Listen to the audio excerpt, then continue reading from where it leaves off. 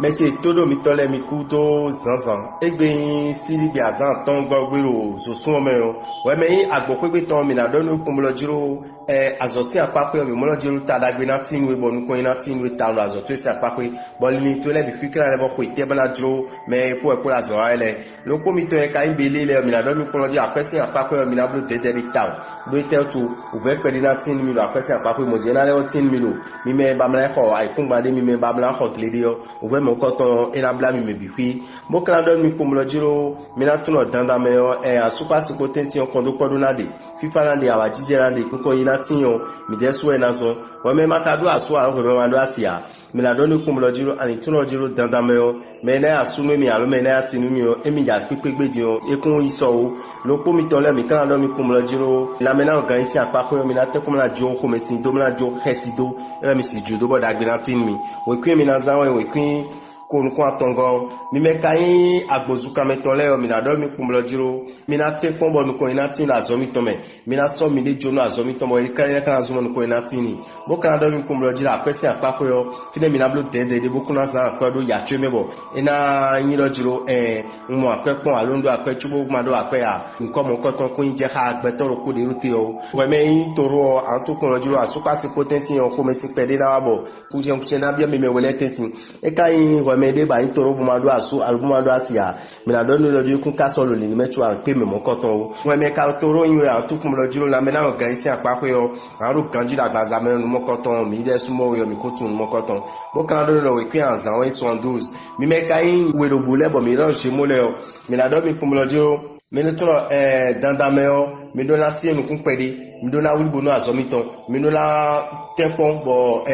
unyin na pede na de kon enu na simo ko ina tin mi amo ni e kan lojiro akwese apakore o mi ni tokum lojiro akwedo nu kun mi de akwele mi de lojiro ina na mi bo mi na do bende wi ana nu mo koton erojo kun so le ni metu nu mo koton la jalo mi me o bo kan do we me nse mo kun lojiro we me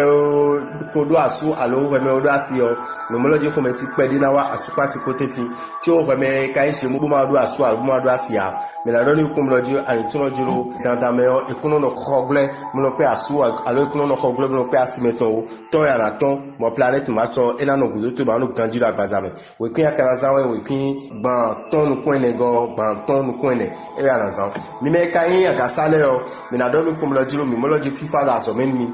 fífà de tàù bo kome sisi kankan komi de dayo kome si mokoton de wazo melo gan ko lo me planète ka yo Jupiter planète mokoton me na donu ko lojiro ina do alo mi blana me tala gbero akwesi zansi apape tu mi kan vo tun lo ko mi ton yin cancel ko lojiro planète yo lo Venus so planète mokoton edo dido dandan lojiro we me cancel bo ma do asu alo bo ma do asia ani tun ko lojiro fie mi na gon fie mi na so afodo le edo yin we lo ko mi ton kayin cancer bodo asu albodo asio mi na do mi kum lojiro awa jije kon do podo asu pa si potenti ni mi wala me na organize apapo yo mi na do mi loju mi mo loju mi na ganjiro agbazame mo na bo ganjiro gbogbo me lidi bo we mi kan san we kin 80 numéro 80 e we mi na zan bo taragbe na tin mi me kayin kini le o mi na do mi kum loju akonpipan mi ton na so ko ina tin la zo mi ton me akonpipan mi ton na zo bo mi jaju aso e komedi odumla be de wo nu mo ko to la dudu de jin mi o akonpipan ina yin ina ito gudo be pon de do de ji akonpipan asido jawo amoloju nu ko ina tin we bo kan do nu kum loju ni mi wa akwesi apapo yo ani tun kum loju dandan me mi lo lablo tete no akwesi san mi lablo tete ba mi to na ote mama e da fe o ni mi ka wa asupa si potenti o mi lo kon do pode nkuko de ajije de we be makado asu aro we be mado asia mi na do nu kum loju ani tun dandan loju ni dagbe na tin we lo fi ba mo asu alo amo asibuda ala pe kuma hun kunto re nukun ero hun ma nukun hun won wa lojiro me da pato bro ko donu yo akon me mo koton go abuka me ru to don bi fi yo me mo koton ko wa no ko na ve onu ita bu kan do lo ko mi ton yin liyon le me na do npon la me na kan isi apapo mi kun ka mo ve de bu mi yo me mo loji mi na ro kan ju da gbaza me we kwin mi na za won yin ko aton nukun we go ko aton nukun we e we kwin de mi na za 27 e mi na za won da gbe na tin mi me ka yin yon da loji vs le o mi na do mi comme le diro mina tout le temps mais to me allo mission de biblo khade vous mais nous mon coton ena ba jono mi tantando egbe jan e ma ka ba jono mi egbe aso pa zanton we po nous mon coton 90 tonton ouais mais quand vierge mina don comme le diro ani tuno ani te ko blo de no akwezizan bo me to bi kwina lo pipon eni o wani blo de na bo kala don we me vierge lo ko kum la no lo diro asupa si potenti o mi mo lo diro kondo ko de fifa de awa jije de tawo nu kiko level gona cho we me maka do aso a ko me ma do asia mi na don kum lo diro ani tu lo diro emi to jawe yo me na asunu ya me na asinu yo e kun so ni me tu me na pipe to we kwia 46 mi me kai no da gan le bo mi lo balance le o mi na don mi kum lo diro no e hu gam azo yu amiton no e hu gam zo mi ton mi ma lo dandan mi na iblan blo mama won ya na imiton bo kan don mi kum lo diro akwesi apako yo mi mo lo diro dagbe na tinwe do le ni to ele bi fi o lo diro amopede anu babana na ma hawe go to eni o lo diro nu ko na tinu ko me balance to ko le mi kan don mi kum lo diro asupa si potenti o nouvelle domaine na supo e ma fe do asimeton e ma fe do asumeton e kun plan me fi jo fio ko me sin kele na wa ko me maka do asu alo ko me ma do asia me na don kum lo diro ani tun dandan lo diro nu ko na tinu mi no won isi apako yo emi le suwe na zon bo kan ko lo me di oni aje ton sojo ara pe me na itwe ma no ko khawi sin zan je gbada gbogbo kan to ko yo planet yo Saturn planet mo ko ton e na won don we ganji ba gbe o dudu to yo e na gbon wo dandan won apeti and do apeti gbe town we kun ya kan zan wa 63 mi me scorpion le bo mi lo do click le o me lo li le mla jo aso de do ko me lo li le mla dio ajo mla dio aso to yo ro jiro kan ko lo me di kun yin anu edebo abenu mo ko ton onuko ina tina akwesi apako yo ve de bu ka de lu ya loko de anton ko en do jiro asupa si consistenti yo antepon bo fifa na biome e o nu yen do genatin nu yen do gena bluo nu mo ko ton ani de ko pedi ro ko to isa o me kai scorpion bi célibataire mi na do nu kum lo jiro dagbe de jawe nu ki antanda melo weekend de lo me bo me na asunu ya me na asinu yo ani black pe me mo ko ton le bo kan ton kum lo jiro o me lo scorpion yo na me na organiser apako mi mo lo jiro ko me sin pedi na tino weekend de lo me we queen na zanwe we queen 59 mi me kai Sagittaire gada tole mi na do mi kum lo jiro azosi apako yo mi na ton kum lo jiro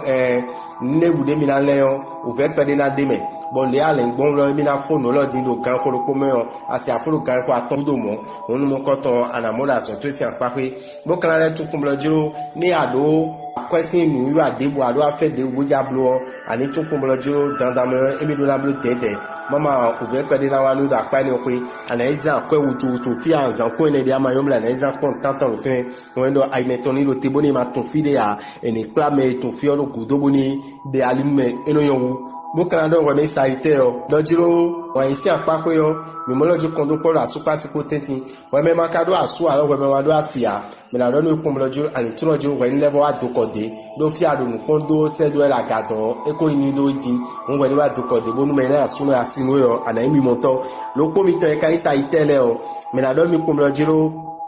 o ve pedi latinu mi bonu chiko na supon mi do planet Neptune otu won kaka gbadam di o mi na mo lo na chiko no mi bi mi me kai ye we zogban lo Capricorn le o mi na do mi kum lo jiro ko me si pedi na wa zo menu mi singidi na supon azo mi tonko wo kala do mi lo jiro we me Capricorn o lo jiro we ni hunukun lo o papa Noel le kun so de o we bi mbo we no mo lo jiro o mi fi le de mi na ma pe mi blu le de na mi akwe ero ai to ni go sin mo ko ton mo ani wuri bo no azo to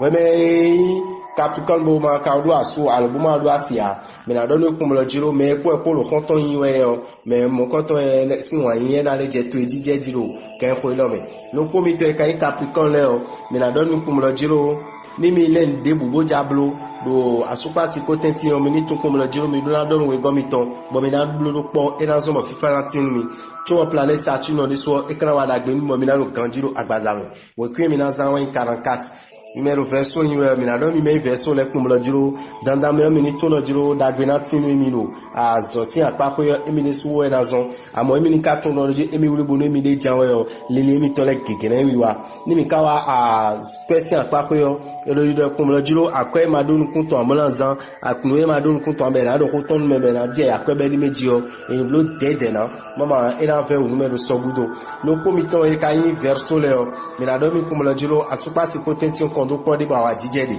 we me maka odo asu alo we me ma do asia me na do no kumlo jiro ani tuna ani lebo we hun pede ani we hun pede bo tuna jiro kan na ko mi kan fo jawe o eno mo dandan jawe me ken ko lo meti o mi ko mo ndagbe mo ko ton debunu we me inverso o we me verso yo no ko de kana to tagba no la me na kan isi apa ko yo e we yan amlo ma do e na to tagba pede no do egbesin asanwe mi me ka lo po aso yin elero mi me ko vile mi na do mi do jiro planète yo Saturne planète mon coton et dans un monde ko na tin la so mi ton ko ajo mi ton ko chu mi kan level to kum lo jiro ni e wa yin do jiro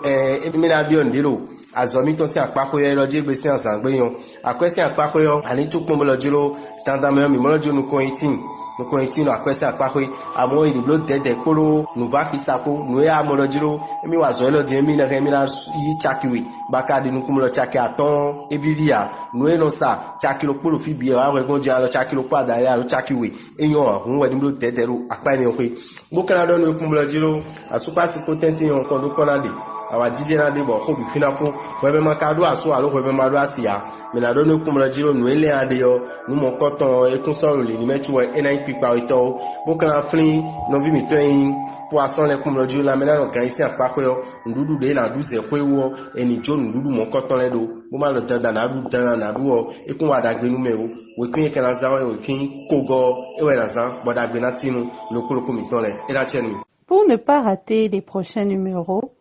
abonnez-vous à notre chaîne. N'oubliez pas d'activer la cloche de notification. À bientôt!